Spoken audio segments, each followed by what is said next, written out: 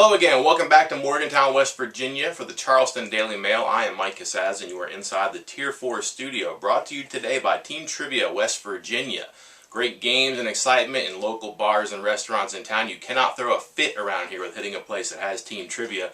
Check them out online, teamtriviawv.com. Today is Tuesday, April 9th, 2013. We're just back from our 10th practice at WVU. 2 weeks to go here, obviously.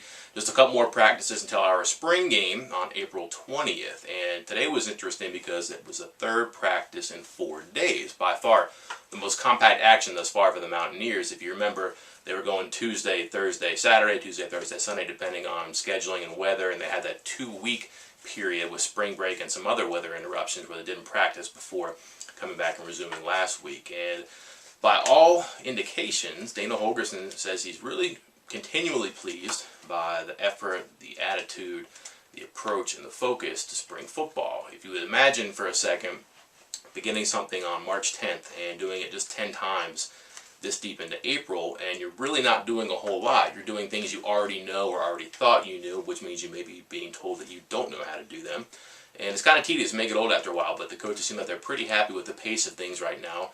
And more good signs for them is that you're starting to see more building blocks assemble on top of one another, and special teams are going a little further. You're seeing a little bit more offense unveiled for us in the 30 minutes we get to watch. It's not a lot, I can't tell you a whole bunch, but I think they're more comfortable in things that they're doing and probably revealing now. And I say that because I think the most brow-arching development today was seeing cornerback Vernon Davis in a blue jersey taking reps at receiver with the rest of the guys in the white jerseys. Now, what does this mean? He's not Charles Woodson. I doubt very much he's going to be a two-way player, but you don't know unless you try. And in large regard, that is the essence of spring practice. You experiment a little bit, you mix things up, and you see what you have. And again, you never know unless you throw it out there on the field. And Davis, while regarded as a mid-50s, mid-70s level cornerback, as far as the rankings go when he was in high school, was actually a pretty decent receiver at a strong level of high school football in Miami. Had about 1,000 yards combined receiving in his final 2 years. He can play that, and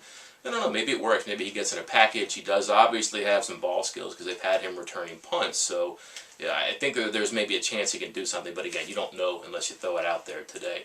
And at very minimum, you can kind of tell they're still looking for answers with some of the receivers. More help arrives in the summer. I think you probably have about 2/3 of your quality roster out there now. You'll have a lot more help arriving in July, or maybe even before that in June too. So get it out there now. You might not have a chance to do that in August when you return to practice. That was interesting too, and you also got to see some more tackling today than we had before. And this was close quarter stuff where you had safeties and linebackers really lining up and popping each other.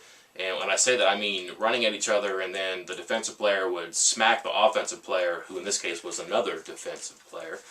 Trying to follow me there, sorry, and just take him down onto a high jump mat. So it really wasn't full contact taken to the ground, but they were really leaning into each other and kind of bringing the pads like we hadn't seen in those early stages of practices we're allowed to witness. Other stuff was more drill, was not contact, but open field tackling, whether it was in short spaces and you come out of a stance and you hit and you pop and you rise your arms and take a guy up, or if you were running at someone in the open field and the offensive player is coming at you and you're coming at the offensive player, how do you take the right path? How do you make sure you're in the right stance? How do you follow through once you guys initiate that collision? And had not seen that before, but that's again what I'm talking about. You're kind of getting to a stage now where a little deeper into the practice, you're seeing a little bit deeper of the instruction that's going on.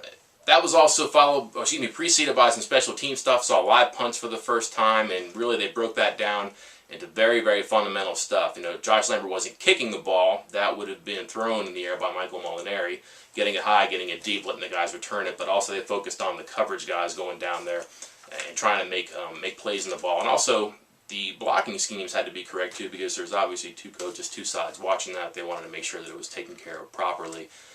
Injury news, probably a good thing. Pat Egger was not back, but still walking around, still seemed like he was getting razzed by his teammates a little bit, which would lead you to believe it's not that serious. Still don't have a real update on that, but just has it wrapped up and is kind of probably keeping it loose, making sure he's not going to push it too hard, make sure that he's around when they need him. And as far as another personnel thing, Travis Bell, a safety that we have talked about on our blog and in the newspaper in the past, but had not mentioned here, he has returned to practice. And you understand he came back following the spring break. He got into a little bit of trouble in the offseason. That was whole process of the legal system. He's back now, and that's a good thing for the secondary, because when he was hurt last year, that really kind of unraveled some things in the defense. He was the third down, a situational safety. He could rush the passer, he can cover, he could play the run a little bit. He was a cog in a couple of things they like to do. When he was gone, they really didn't have great depth at safety. They had to mix and match and do some things, and that led you to some strange configurations in the back end, including moving Cecil Level, who had been about a fifth-string cornerback, and having him start at safety. You had Ickey Banks, who had been a safety once Bell got injured.